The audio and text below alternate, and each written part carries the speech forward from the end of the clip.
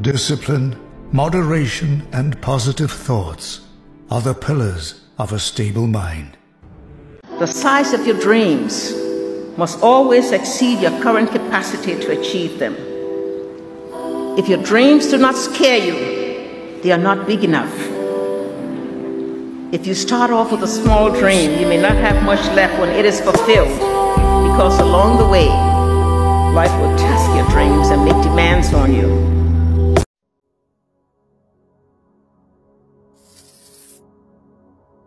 Let this circle represent $1 million. This is what $10 million would look like. This is what $100 million would look like. And this is what $1 billion would look like.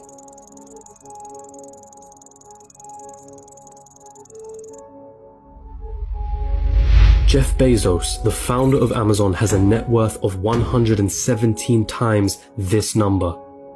And then there's you. You're probably working a job right now, one that you got from the degree that you studied for in university. You probably don't have much in savings. Your living expenses seem ridiculously high. You feel as though you're not paid enough. You have credit card debt that needs taken care of. Maybe you're a student, studying for a degree that you hope can land you a job that you hope can bring in some good money. You probably don't have any savings, only a pesky student debt hanging above your head. Wealth? Getting rich? That all seems like a distant dream. How did they do it, you ask yourself? Seeing all those millionaires, billionaires, especially the ones who got there at such a young age, it baffles you, it makes you angry. They got lucky, they were born into wealth, they cheated their way to the top. Money doesn't make them happy. Money is evil anyway. I'm not smart enough, I'm just unlucky. Those dreams you had of buying that mansion, your favorite sports car, paying off your mortgage, traveling around the world, they'll forever remain that way. Just dreams, nothing more. Nothing less. You come to the harsh realization, it's a rigged game. It's been a rigged game from the start. And you're on the losing side of it. But what if I told you you were wrong?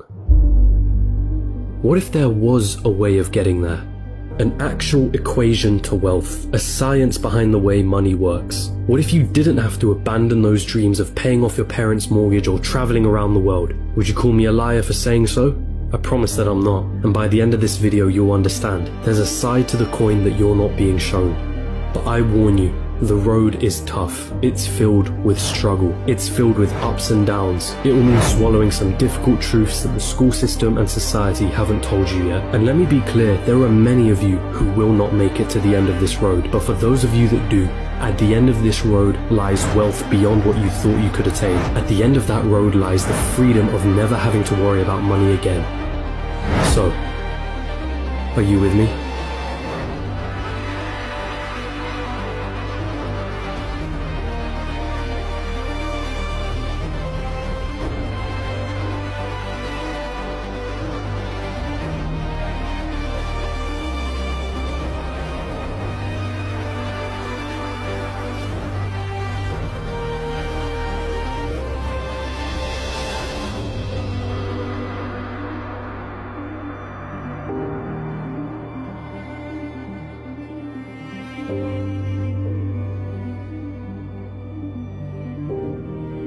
Still with me?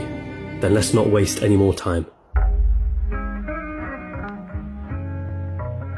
What do you really think about money? Is it something you work for? Is it earned or is it inherited? Is it the root cause of all evil? Are you desperate to have more of it? Have you been chasing it most of your life? Truth is, most of what you think about money has been influenced by your upbringing and environment. If you were born into a family that didn't have much money growing up, then you're more inclined to believe that you too will not grow up to have much money. Or perhaps you went on the complete opposite end and decided to make as much money as you can so that you will never be in that position again. The fact that your school didn't teach you much about this subject doesn't help things. And because of this, most of you are going to have false beliefs about money that aren't going to help you on this journey. Now stick with me here, because we're going to have to change the way you've been seeing money your whole life. Hollywood has always had a habit of depicting the wealthy and rich as evil, backstabbing, entitled, or corrupt individuals. If you won't get me a squirrel, I'll get one myself. Question is, have you bought into that stereotype? A recent report released by WealthX showed that of the world's ultra-wealthy, those that had a net worth of 30 million or more, 68% of them were self-made. And it seems like every other study backs up this conclusion. Warren Buffett? Self-made billionaire. Howard Schultz, born in poverty. Oprah Winfrey, born in poverty. Jeff Bezos, self-made billionaire. Elon Musk, self-made billionaire. Sarah Blakely, self-made billionaire. What is it that these people know that you don't? Truth is, your equation is all wrong. Here's the two-dimensional equation that you've been taught. Money equals salary earned from a job. Past a certain point, the prospect of getting a job becomes the sole purpose of your education. So what's wrong with that, you ask? I'm gonna assume that if you're watching this, you want to make money, a lot of it, and in as short amount of time as possible. If that is your goal, then this equation for generating money will never get you there. We all have one precious resource, the most important resource of all, and once it's gone, there's no way of getting it back. That resource is time. In a standard job, the amount of money you earn is dependent on the amount of time you put into that job. If you earned $20 an hour and worked 40 hours a week, it would take you nearly 24 years to reach a total of $1 million. But that is without subtracting any taxes or any expenses that you will incur over 24 years. And let's not forget that inflation would make your $1 million less valuable. The reality is that on a salary of $20 an hour, you can only really be a millionaire at an old age by living frugally. And most of that precious resource known as time has slipped through your fingers. You traded all that time for money, and it wasn't even a substantial amount either. So again, you ask yourself, how is it then that there are self-made millionaires and billionaires at such young ages? What makes them so different? And the truth is, they have a better equation than you. They have a way of understanding money that you haven't quite grasped yet.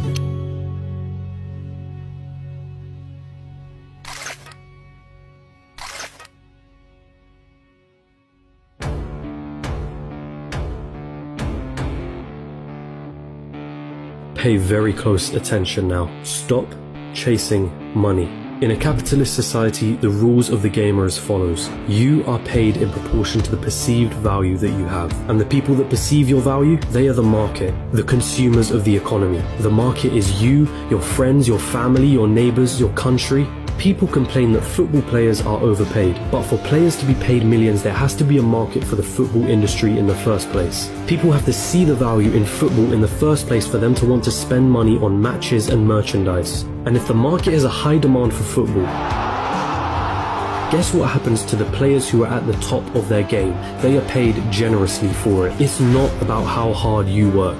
The cleaner that's sweating and tiring himself out every day is paid far less than the accountant sitting behind a desk. Why? Because the market perceives the value of what the cleaner does to be far less than the accountant. As harsh as it may sound, the cleaner can be replaced by anybody. It isn't difficult to learn how to do his job, and therefore the market will not pay him more than the accountant, the guy who spent years studying numbers, the guy who has saved his clients thousands on their taxes. But even so, we just discussed how getting a job isn't the right equation to amassing a great amount of wealth in a shorter period of time. So then how can we increase our perceived value? What is it about people like Elon Musk or Jeff Bezos that makes their perceived value so high? The first step to this equation of wealth is quite simple. If you want money, solve problems. If you take a second to digest this statement, you'll realize that just about all money runs from this basic premise. If it solves a problem, money will be thrown at it. If it's $1 million problem, then the solution will make you millions. If it's $1 billion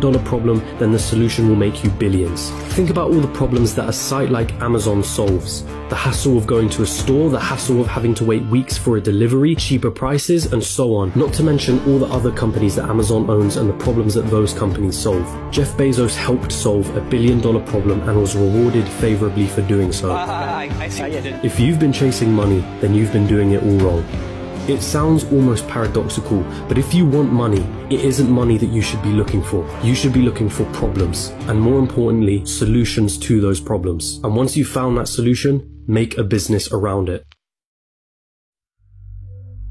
Wait, so that's it? Just solve problems and money will appear? So I'm gonna have to create the next Amazon for me to be rich, or the next Facebook or Google? You've got to be kidding me, right? I don't even know how to code. I don't even have the money to start something of that scale. Hold on. You're once more going into old patterns of thinking. Start with a problem. Always start with a problem. Listen to the market around you. What are people saying they don't like? What are people saying they wish existed? What are people saying frustrates them? What do people think is incredibly inconvenient? Is that a problem that you can solve? And also, is it a problem that is worth solving?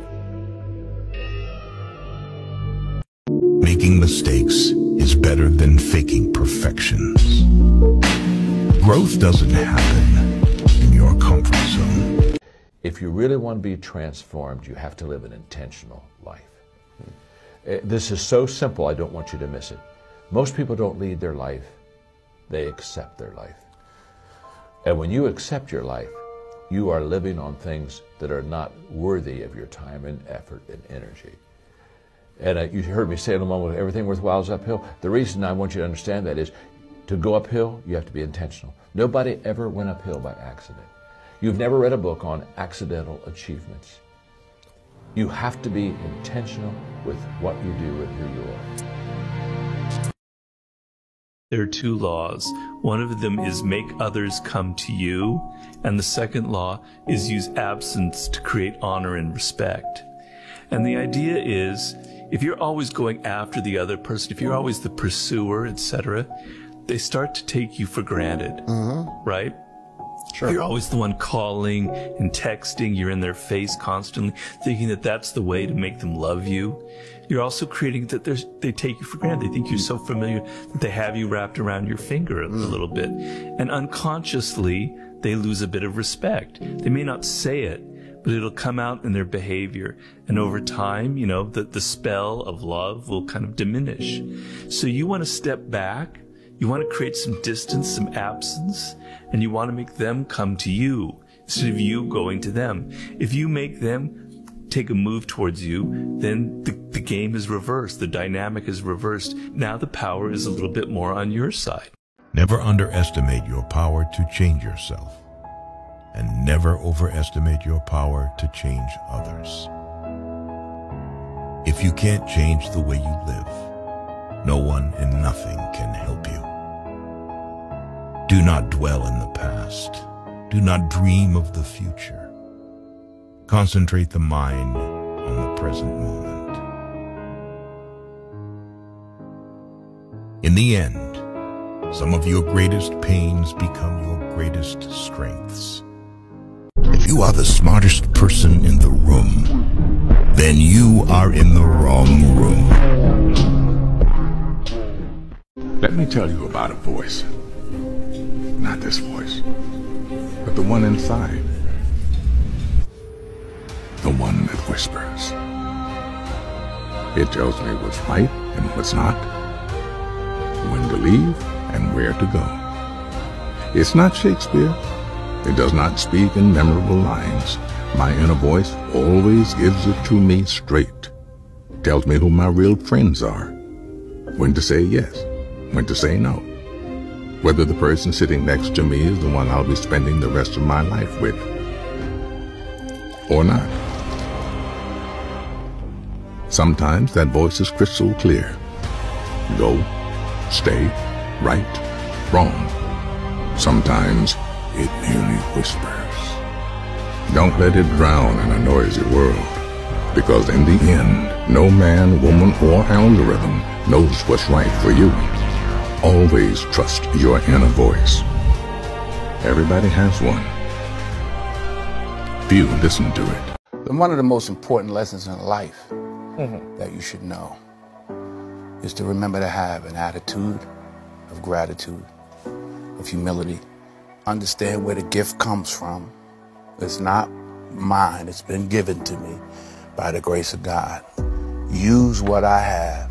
Use what you have to help others. You know, on your last day, you can't take it with you. Yes, that is true. But you can leave it here. You'll never see a U-Haul behind a hearse.